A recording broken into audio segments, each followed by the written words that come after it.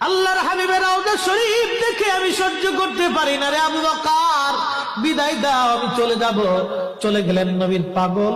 সিরিয়ার দামেস্কে যাওয়ার পরে কিছুদিন পরে নবীজি স্বপ্ন দেখায়, কিরে বেলাল, এটা কেমন জুলুম, কতদিন হলো তোমার কণ্ঠের আজান শুনি না।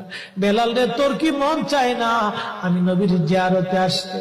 বেলাল আয়, আমি নবীর জিয়ারতে আয় রে বেলাল আয়, কতদিন হলো তোমার কণ্ঠের আজান শুনি না। স্বপ্ন যখন নবীজি দেখাইছে, এ মুসলমান, হযরতে বেলাল সুদূর সিরিয়ার দামেস্ক থেকে পাগলের মতো দৌড়াইলেন, পাগলের মতো ছুটে আসলেন। যখন মদিনাতে আসলেন তখন তাহাজ্জুদের সময় চলতেছিল। তাহাজ্জুদের সময় চলার সময় হযরত বেলাল রাদিয়াল্লাহু আনহু কাঠের জালি দিয়ে তখন রওজা শরীফ ঘিরে রাখা ছিল।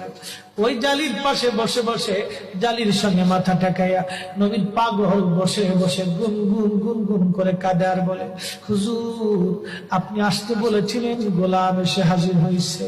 নবী গো, আজান দিতে বলেছেন, আমি আজান দিলে আপনি আগে নামাজে আসতেন, এখন আজান দিলে কি নবী আপনি নামাজে আসবেন?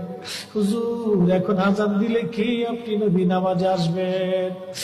নতুন মুয়াজ্জিন আসছে আজান দেওয়ার জন্য, এসে দেখে নবী